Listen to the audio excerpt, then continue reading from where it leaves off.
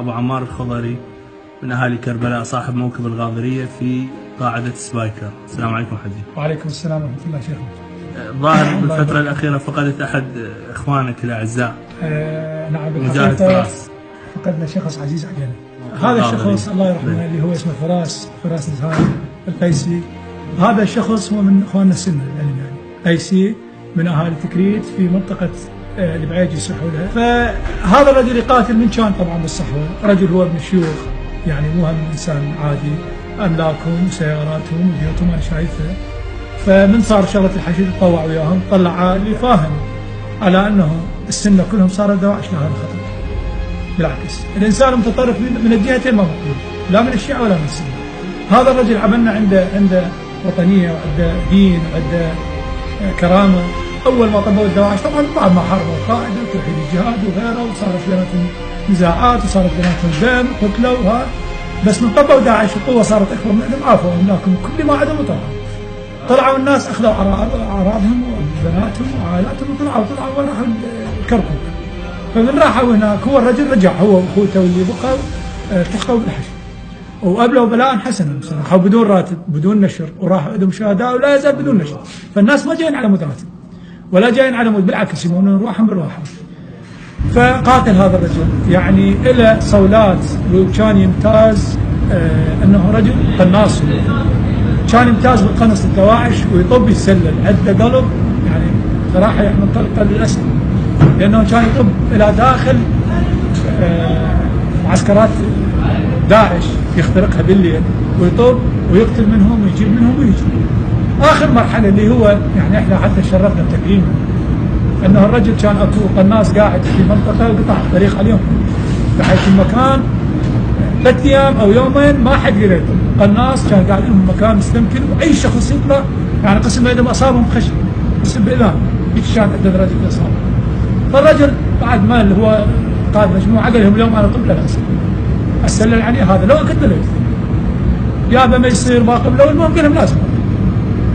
فطب الرجل عليه راح سلل بالعمق دخل على العرض تقريبا 1000 متر والناب دخل بالعمق 500 متر بحيث قام يسمع اصواتهم هم خلفه.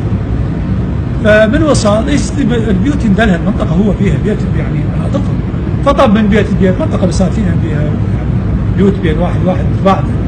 فبقى يختار الى ان حس اكو صوت ما ادري شنو المهم لقاه طب عليه فاجئ مفاجئ ولقاه في المكان يقول ما حس بالحساب لا هو بالطابق الفوق ولا هو بالطابق الاول.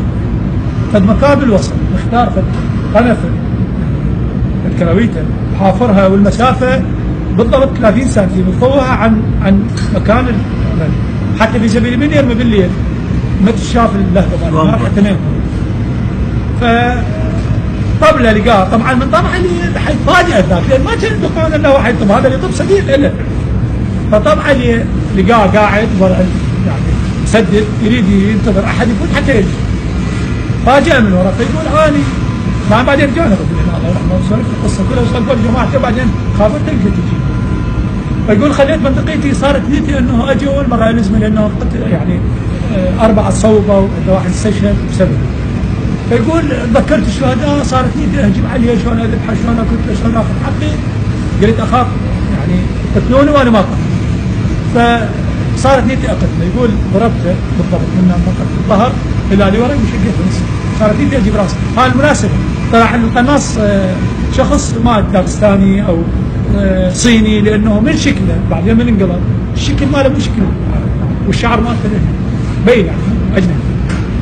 المفارقه اللي موجوده كان اكو موتريلا جهاز يم طبعا مجموعته موجودين وهذا الموتريلا اتصال مع كل العراقيين وغير العراقيين والاجانب. فقاده هاي المجموعه او اللي تقتل اعازات مر انها ليش عرفها؟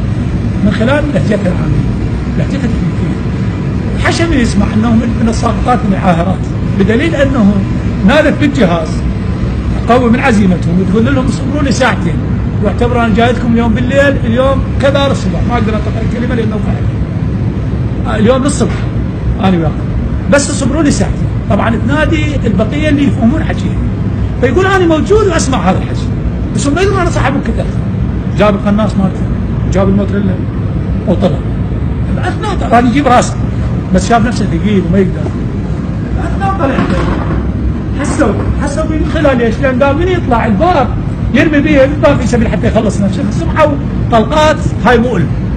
حسوا بانه هم مسللين طبعا عليهم كسر، فقاموا يرمون بس ما يدرون بيهم. اشتغل عليه الرمي، اهتموا عليه في المجموعه اللي بحيث امطروا انواع الاسلحه، رادوا يقتلون بس ما يشوفوا، ما يدرون من هنا يرمون، فصار رمي عليه كلش يعني قوي. بحيث جماعته انه قالوا فراس راح انتهى، للعلم كان هو طالعين يعني الجحفليه الواعي لكم. فتوقعوا انه استشهد، حسوا به واستشهد، المهم رمي صار عليه كلش كثير. بس من شاء الله انه طاب قدر يمشي في مكان 500 متر تقريبا يزحف، طلقات يقول فوقها اسمع، بس شاء الله انه ما اموت. رجع الجماعه بحيث سووا له فتح وخلصوا من هاي على ترى صاروا جماعته عليهم لانه اخذوا نداءات كنت تحكي السلطه طلعنا بالاسد وقدروا يوصلون الى منطقه يعني اخذوا من عندهم اعداد كبيره، والحمد لله بحاول صار عن جماعتهم. فهذا الموقف انا من سمعته. طبعا انا ثاني يوم كان عندي لقاء انه ويا واحد احد الاشخاص، لان الناس يساعدونهم بالموكيل، نروح سامره نجيب قناه الغاز للموكيل وغيره.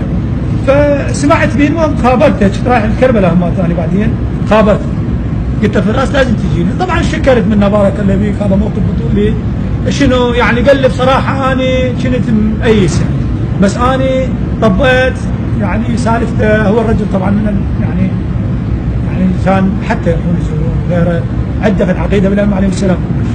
فيقول انا صدقوني من طبيت تذكرت انه بس وقف امامي انه ايثار العباس عليه السلام، شهامه الامام العباس عليه السلام، هو يقول سيدنا العباس.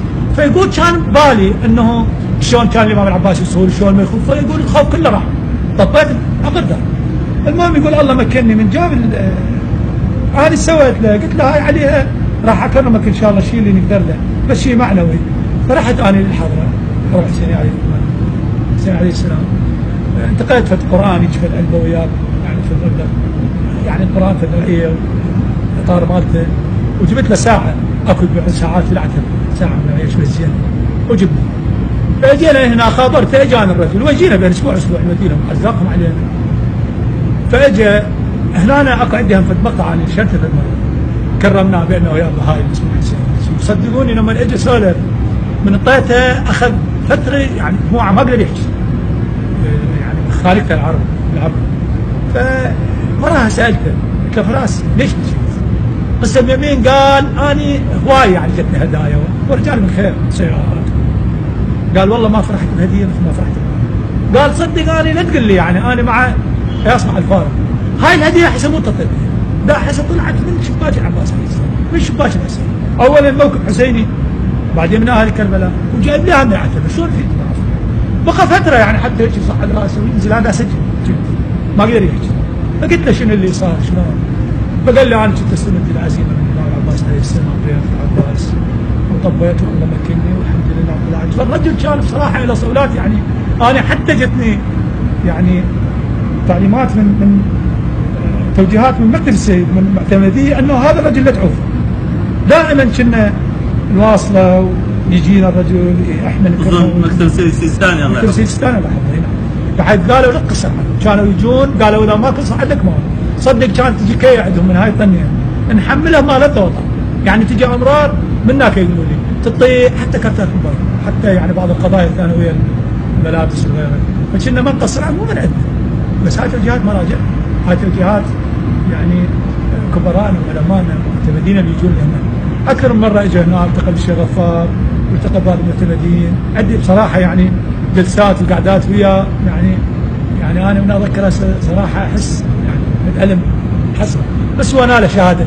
الشيء الحلو انه هذا الرجل ما متزوج وجهه، فعقدوا له بالعام الاخير وصارت فيه تزوج. صارت العمليات مال ذاك اليوم مال الفرفان، فاصر الا يروح اجل زواجه، قال لهم ما لا تخلص العمليات. خلصت العمليات تقريبا، خش طبوا ما ضر شيء. فصار انه على اساس يزوج الخميس، طبعا العلم هو بيتهم مزارعهم سياراتهم كل حقهم، انا رحت وقفت عليه المفروض الخميس يتزوج.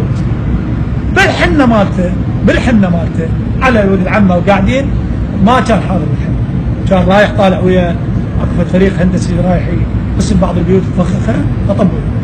قال له انا باكر زواجه، قال لهم ما يحتاج، بدت الجيش الزوج ما يحتاج يروح، لا تعرف له يروح الحمام يروح جماعته ما راح. سبحان الله كان انه قدر له انه يستشهد وياخذ من حريات الجنه قبل ياخذ حريات الجنه. ليلة الزواج. نعم. ليلة زواجه صدقوني كان المفروض اليوم زواجه، اجل الباكر، طلع يكمل بعض المهام اللي عنده بالمعسكر واستشهد الله يرحمه. فانا جاني خبر يعني تألمت بصراحه عليه هواي، وهم يعني فرحتنا لانه الانسان اللي تحبه تفرح له انه يروح الجنه. هذا ان شاء الله من الجنه، عندهم عقيده وايمان باهل البيت. رحت شفت ابوه الشيء اللي احلى من هذا بصراحه افرحني. رحنا للفاتحه قعدنا لقيتهم ناس عندهم عقيده ومن يقاتلون بايمان ومو من فراغ. صدق انت لقيت ابوه يسولف يقول لي انا عندي شيء صح صرت فراس هوايه من ولده الثاني ولد اخوه هوايه من الشهداء يقول لي كله يتعوض المال. انا كنت اقول يعني قلت له ان شاء الله ما طول مارهم سالمه المال يتعوض المضيف سيارات، بس هسه ابنه راح بعد ايش عنده؟ يقول لي لا ابني راح فراس بس الحمد لله عرضنا موجود وديننا موجود ما انحرف. صراحه وقفت له اجبال على الكلام.